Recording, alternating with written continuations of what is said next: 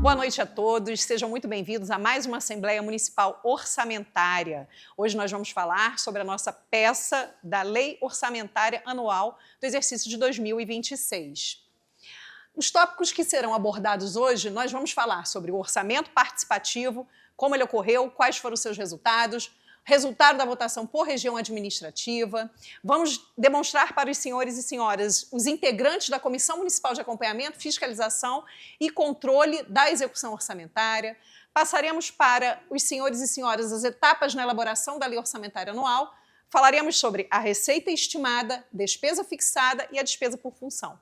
Hoje eu vou ter a ajuda da nossa coordenadora de orçamento, Rúbia Ferreira, e nosso subsecretário de planejamento, Vitor Ferreguete. Então nós vamos nos dividir aqui, nós iremos nos dividir aqui durante a apresentação um pouquinho para vocês. Então falando um pouco sobre o orçamento participativo, nós já mencionamos em outras oportunidades, inclusive na última AMO, em que nós falamos sobre o PPA, nós falamos um pouquinho sobre o orçamento participativo. O orçamento participativo desse ano, nós batemos recorde de votação. Foram quase 4.000 participações online. Nós organizamos, foi organizado pela Sempla e presidido pelo Conselho Comunitário de Vila Velha, CCVV, e metodologicamente nós dividimos em 3 etapas. Primeiro, as assembleias regionais do orçamento. Nós fizemos assembleias das 5 regiões e contamos também com mais uma assembleia da região rural. Por quê? Devido ao seu tamanho, a proporção que hoje a região rural tomou junto ao município de Vila Velha, nós achamos importante também incluí-los nessas demandas. Então, durante as assembleias, os munícipes que participaram fizeram algumas sugestões de melhorias em cada uma de suas regiões. Essas sugestões de melhorias foram levadas ao Fórum Único dos Delegados e durante esse Fórum Único dos Delegados foi feita uma votação e foram escolhidas as 3 melhores sugestões por região. Essas 3 melhores sugestões por região foi levada a uma votação popular que foi feita online, via internet. Essa votação popular ela ficou disponível por 30 dias, de 4 de junho a 4 de julho de 2025. Conforme já mencionei, foram quase 4.000 participações. E lá, quando vocês entravam, né, quando o munícipe que gostaria de participar tinham as 3 opções por região, aquele munícipe de determinada região escolhia ali o que ele achava melhor e mais factível para a região dele. O resultado da votação, conforme os senhores podem ver, 3.935 participações.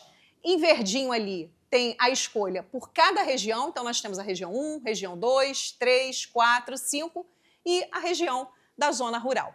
Agora eu vou passar para os senhoras e senhores a palavra para a nossa coordenadora de orçamento, a Rúbia Ferreira, e ela vai entrar um pouquinho dentro de cada região para explicar para vocês. Obrigada, Isabel. Nada. Obrigada.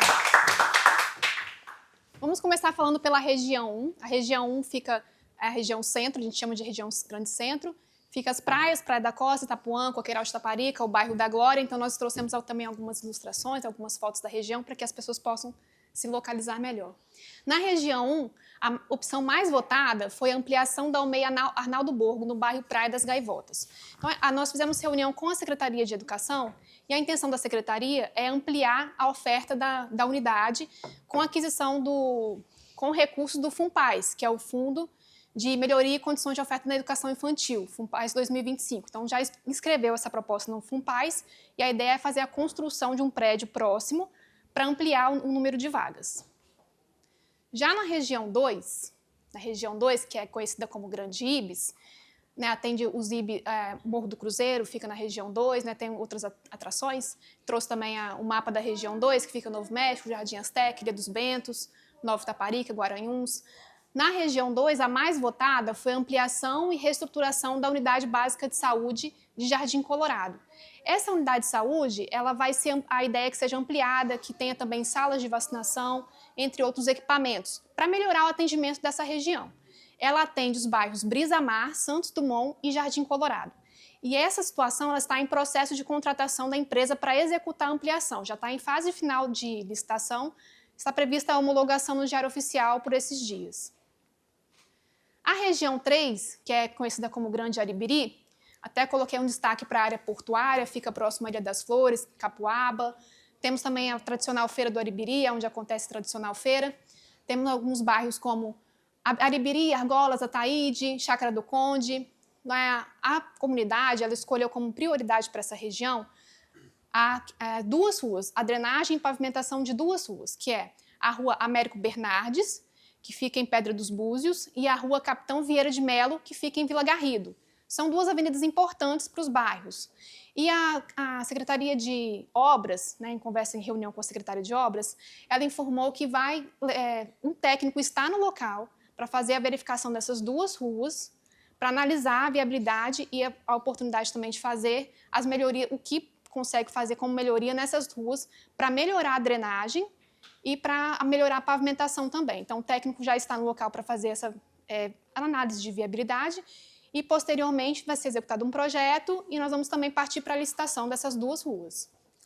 Já na região 4, que é a da Grande Cobilândia, coloquei em destaque aqui a Praça Deus Pai, em Cobilândia, a Lagoa Encantada, que fica no bairro Vale Encantado, tem os bairros Jardim Marilândia, Rio Marinho, que são bairros grandes e importantes para a cidade. Na Grande Cobilândia foi votado construção de nova creche para a região.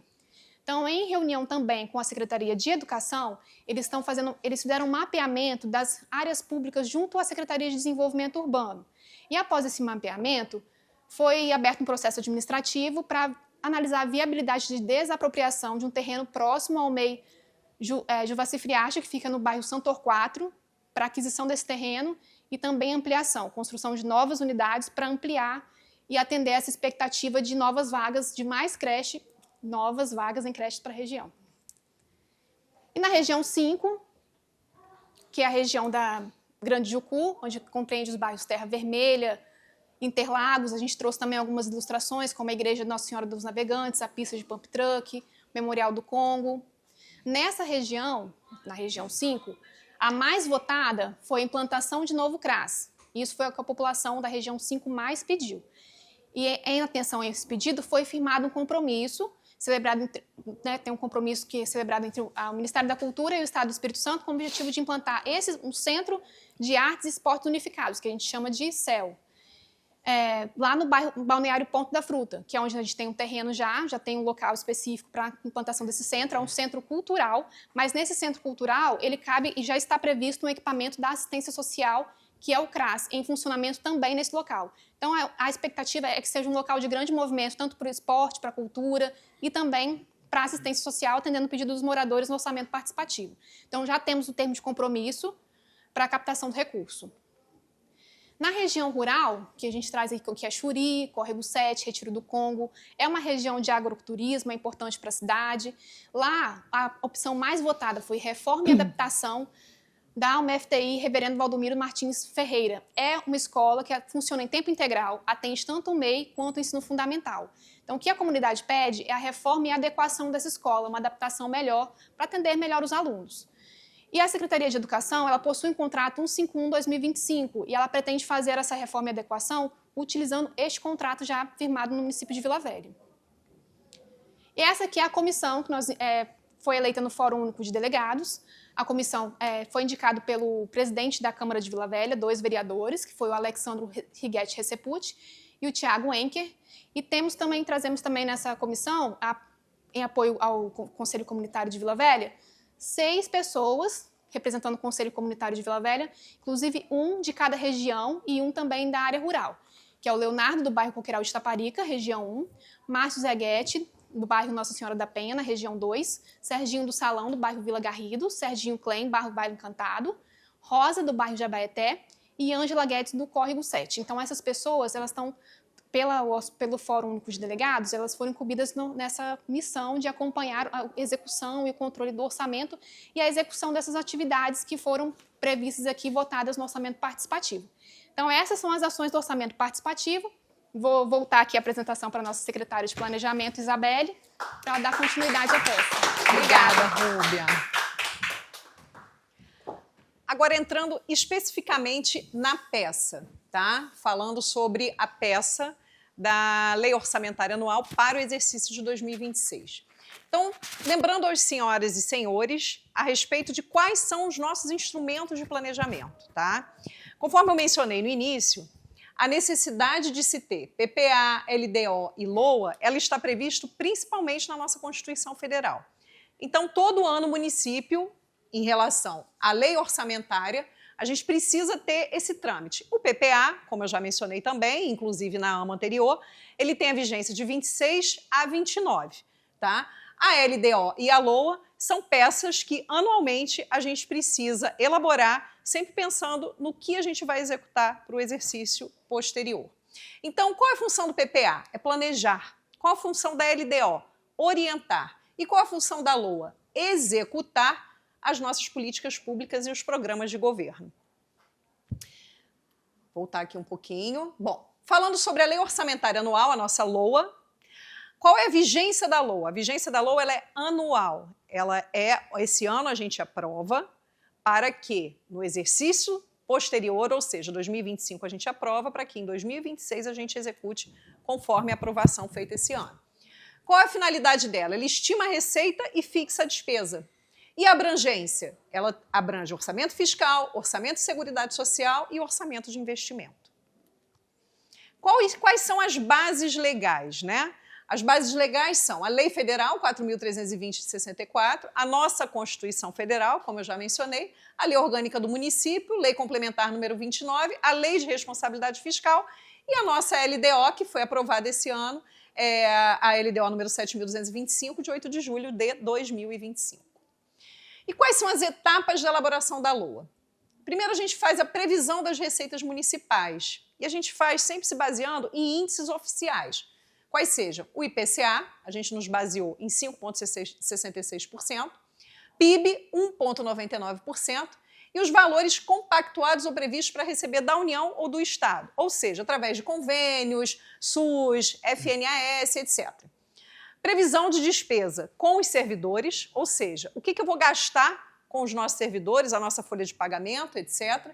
Previsão das despesas constitucionais, então nós temos despesas que são previstas dentro da Constituição e que nós precisamos respeitar. Então nós temos a saúde, em que precisa executar um mínimo de 15% da receita dos impostos municipais, mais as transferências constitucionais do Estado e da União. A educação, que é um mínimo de 25% da receita dos impostos municipais, mais 5% das transferências constitucionais do Estado e da União. Também precisamos fazer a previsão dos precatórios municipais. Fazemos também o cálculo do duodécimo da Câmara Municipal de Vila Velha. No nosso caso, nós temos até 4,5% da receita tributária do município, transferências constitucionais do Estado, para repassar para a Câmara Municipal de Vila Velha. E isso incluindo as despesas do IPVV. E o saldo remanescente ele é dividido entre todas as outras secretarias, de acordo com a execução orçamentária e as suas prioridades. Agora nós vamos falar sobre as receitas estimadas, enfim, eu passo a palavra para o nosso subsecretário de Planejamento, Vitor Ferreguetti. Obrigado, secretário. Boa noite a todos. Conforme a secretária falou, a primeira etapa é fazer a previsão da receita, né? Com isso, nós chegamos a um valor de aproximadamente 2 bilhões e 430 milhões de reais para 2026. Alguns exemplos das receitas são a receita tributária, que são os nossos impostos e as taxas municipais, né, como o IPTU, as taxas de fiscalização, enfim. Também temos as receitas de contribuições, que são as receitas de contribuições para custeio de alimentação pública e também os repasses que os efetivos fazem para o Instituto de Previdência. Temos também a receita patrimonial, que é praticamente os rendimentos bancários, né, que quando a prefeitura aplica o dinheiro ao banco, né. Temos também as transferências correntes, que são basicamente os repasses obrigatórios que a União e os Estados fazem, né, como o IPVA e outros. Também temos as operações de crédito, que são os recursos utilizados para as obras estruturantes, né, que o município deseja fazer. E é isso. E chegamos no total de 2 bilhões e 430 milhões de reais. Bom, aqui tem a despesa fixada por grupo de natureza de despesa, que aqui é o nosso maior desafio, né, que é manter o funcionamento da máquina pública e também sem comprometer os investimentos que o município deseja fazer. Bom, por último, temos aqui a despesa por função, né, que são as prioridades do município, que, como podemos ver, em primeiro lugar está Está a educação, com 695 milhões de previsão de gasto para o ano que vem. Também temos a saúde, com 417 milhões de reais. E também o urbanismo, 438 milhões de reais. Também, com isso, a gente tem aproximadamente de 1 bilhão e 300 milhões de receita ordinária, que é do próprio município, que é de livre alocação, né? E 1 bilhão e 100 em recursos vinculados, que geralmente vem para uma destinação específica, como o Fundeb, que é destinado ao pagamento dos professores, e também o SUS, o recurso que o Sistema Único de Saúde passa para a gente. Bom, vou passar a palavra para a secretária Isabela novamente para o encerramento. Bom, chegamos ao fim de mais uma Assembleia Municipal do Orçamento. Gostaria de agradecer a atenção de todos que estiveram presentes aqui conosco e agradecer principalmente o apoio da população nas escolhas de melhorias para as suas regiões. Isso é muito importante, né?